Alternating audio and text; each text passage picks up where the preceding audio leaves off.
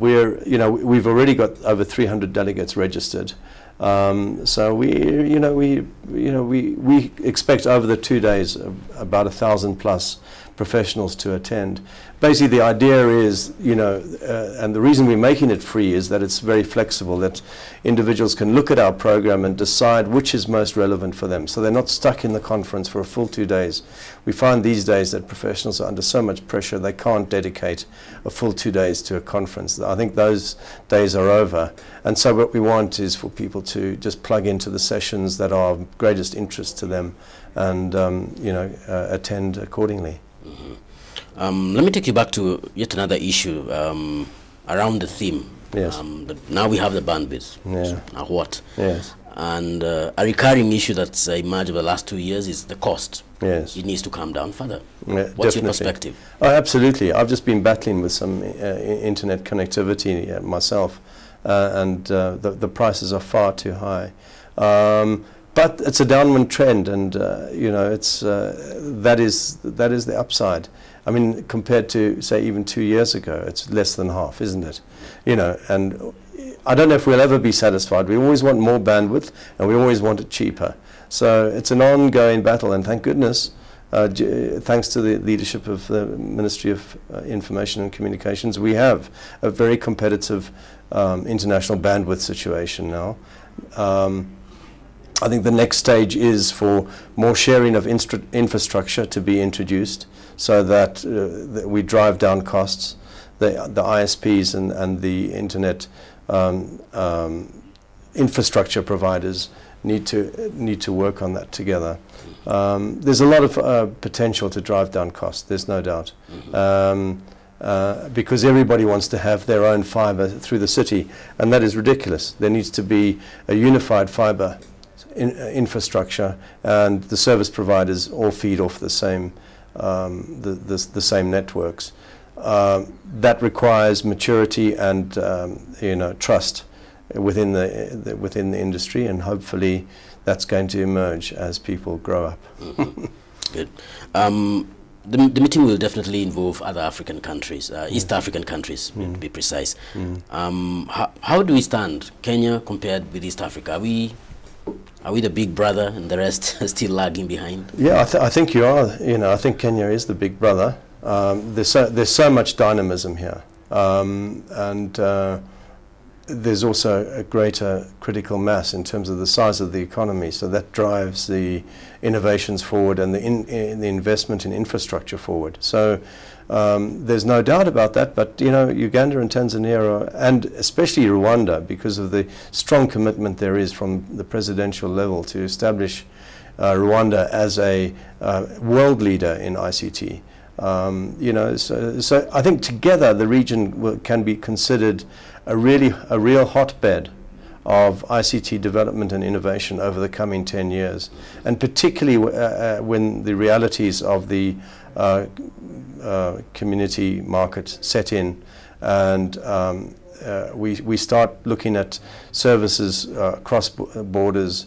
Without seamless services across borders and so on and so forth, that is going to attract a lot more investment into the region. And already we've seen so many international companies have set up their, I'm talking about in the ICT field, have set up their headquarters in Nairobi. Yes. So there's a lot going on, and I think we've progressed so much over the past 5 years. But we ain't seen anything yet, because the next 10 years is going to be dramatic in terms of East Africa becoming a hotbed of ICT innovation and development. How about evenness in terms of distribution of fiber? Are we seeing that 2 years down the line? Well, we still have enormous challenges in terms of getting fiber out into the rural areas. And but again, the Ministry of Information and Communications has taken the lead and is making the fiber system that was developed by Telkom years ago now administered and managed by an independent entity, which other service providers will be able to use.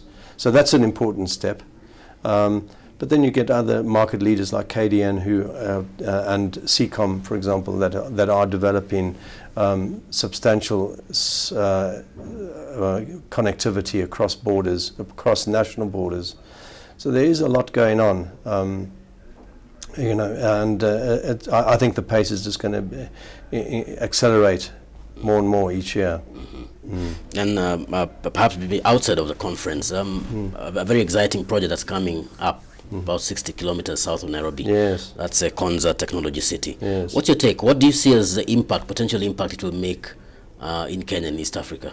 Well, I think it's a great vision and highly ambitious project. According to Dr. Ndemo, there is tremendous investor support for investor interest in it. Various consultants have been appointed to develop the business plan and the infrastructure plan for it. I think it'll be a great boom for the Kenyan economy and for the region. We are particularly keen to support that project because we're working with the ministry to bring to Kenya, to Nairobi, from 2018 onwards. We want to work with the ministry to bid for Nairobi to be appointed as the world mobile city for the following 5 years, from 2018 onwards.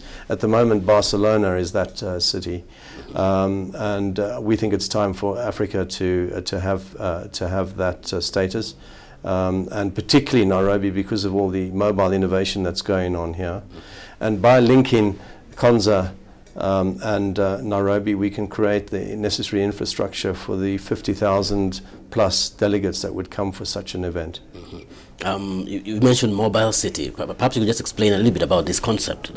Okay, what it is the GSMA, which is the GSM Association, which runs the annual World Communications Conference in Barcelona. Last year issued a competition for 5 European companies cities to compete, to be appointed for 5 years period as the world mobile city. And it not only means that it hosts that particular conference, it also has a mobile festival, and there's a lot of social development activities that surround it as well. And so the next round will come up from 2018 onwards, and that's when we want Nairobi to bid for that particular status. Which means really we're just lifting Kenya to the next level here. Exactly, and it'll be a great boost for conference tourism, and will lift Nairobi's profile as a center of innovation even further. As we wind up, the conference, when does it begin? Where will it be? Thanks, Steve. That is on Wednesday next week at the Oshwell Center in Westlands. It's Wednesday, Thursday, 2nd and 3rd of November, 9 o'clock in the morning until 6 in the evening each day. And as I said, entrance is free, but we do urge people to log on to our website to register in advance so that we can have fast-track entrance for them and have their badges ready for them. The website being? atechafrica.com. Yeah. And at the end of those 2 days, what do you hope the meeting will have achieved? Well, yeah, people always ask us about our conferences. What are the outcomes going to be? And really, our slogan is, network, learn, and do business. I mean, what we want is for hundreds and even thousands of professionals, suppliers, and visionaries and academics involved in ICT to meet and to gain knowledge and to share knowledge, and to leave hopefully with good ideas to increase their productivity of their enterprises, as well as maybe come away with some business opportunities. So network, learn, do business. That's it. Those are the objectives. Good. Yeah. Thanks a lot for your insights into the conference, and indeed the invitation is already out. Thank you very much. Public. We appreciate that. Thanks a lot. Yeah. Viewer, we've been speaking about the upcoming ITech East Africa ICT Summit, which will be taking place from Wednesday through Thursday next week, and there you have an opportunity to learn, to network, and to do business around this very this rapidly growing sector of information communications